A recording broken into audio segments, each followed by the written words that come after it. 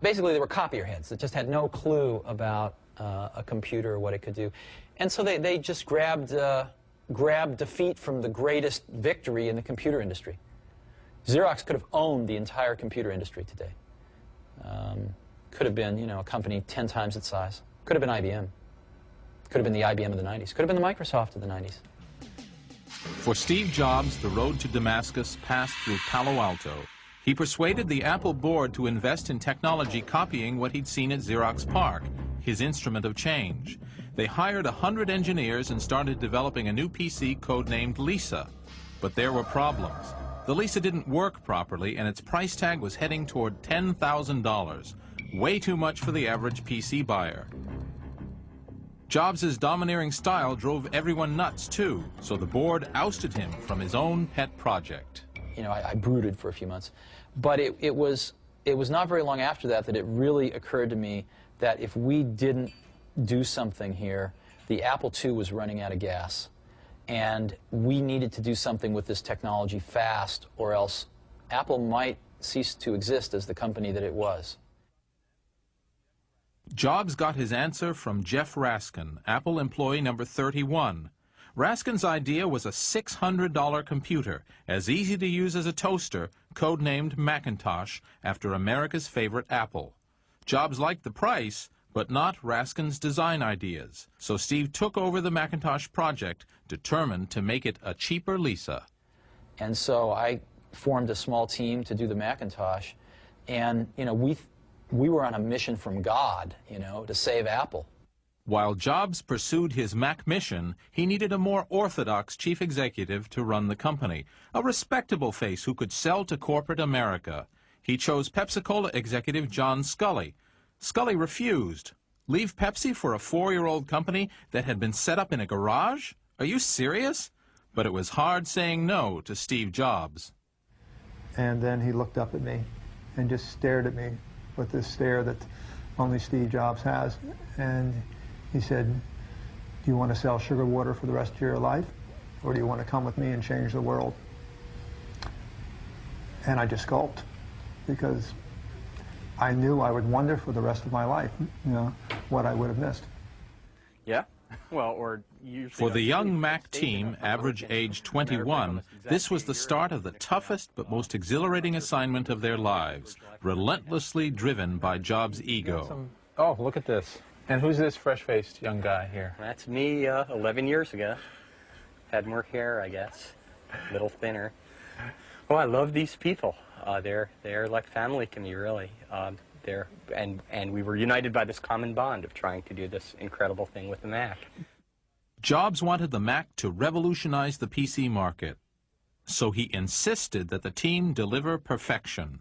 Steve was upset that the Mac took too long to boot up when you first turned it on. So he tried motivating Larry Kenyon by telling him, well, you know how many millions of people are going to buy this machine? There's going to be millions of people. And let's imagine that you can make it boot 5 seconds faster.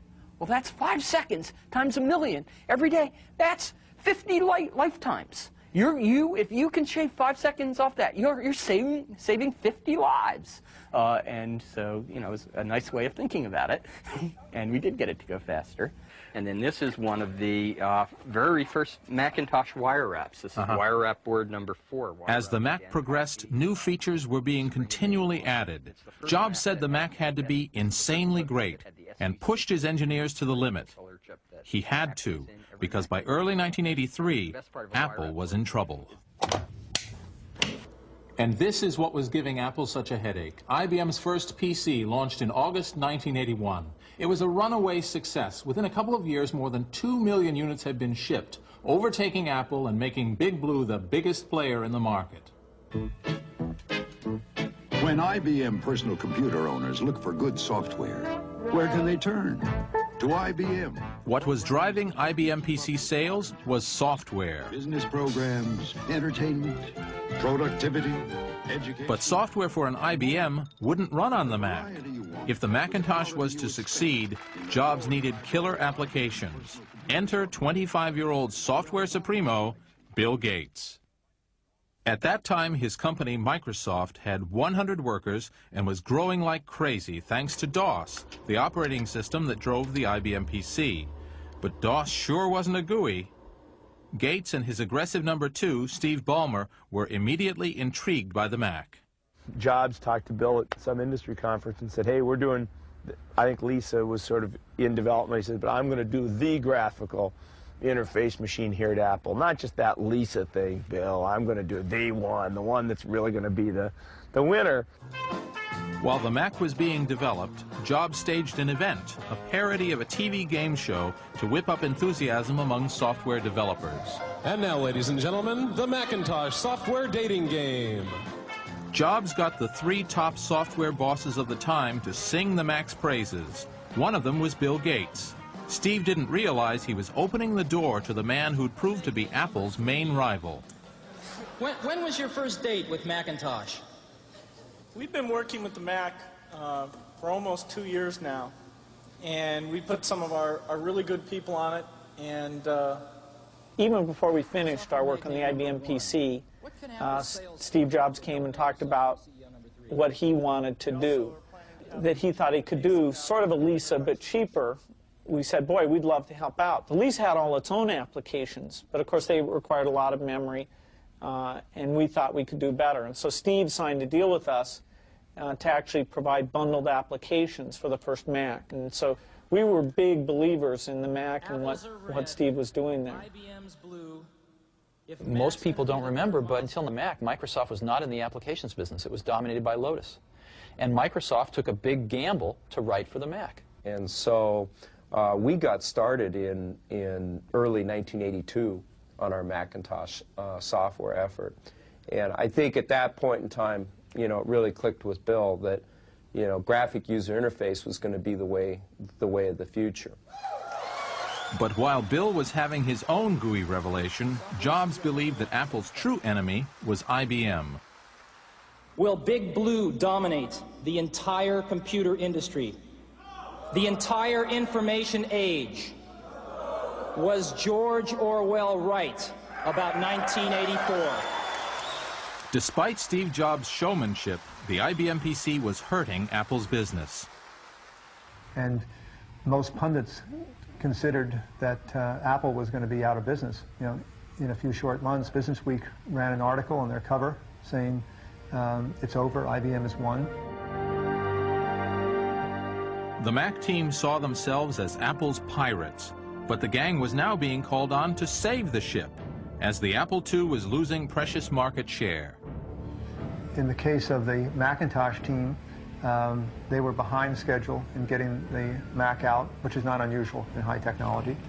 And so just getting that product to market was extremely important. After many delays, a date for the launch of the Mac was announced. The pressure of the deadline was mounting, but Steve was still a perfectionist.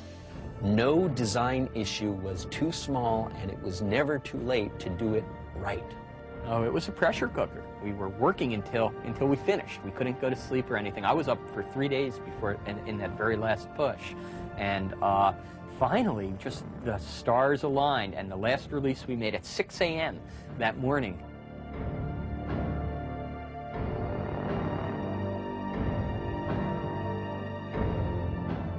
It was now all or nothing because Lisa had turned out an expensive flop.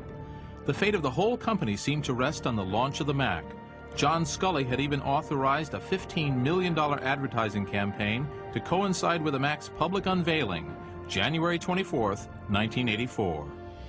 I remember how nervous Steve was before the introduction of the Macintosh.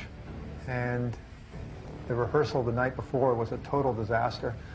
Nothing seemed to go right. Steve was upset at everybody. We wondered how in the world we were ever going to get through the introduction the following day. But when that moment came, Steve was a master showman.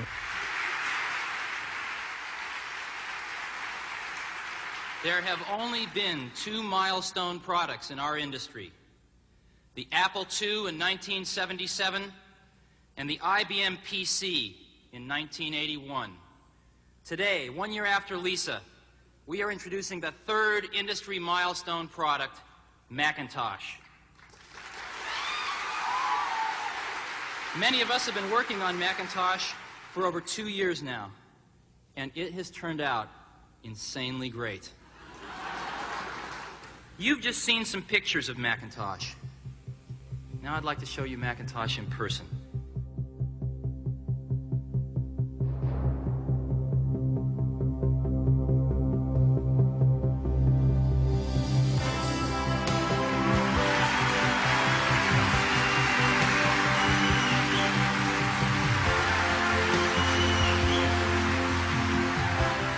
The Macintosh was undoubtedly the first affordable personal computer with a genuine graphical user interface.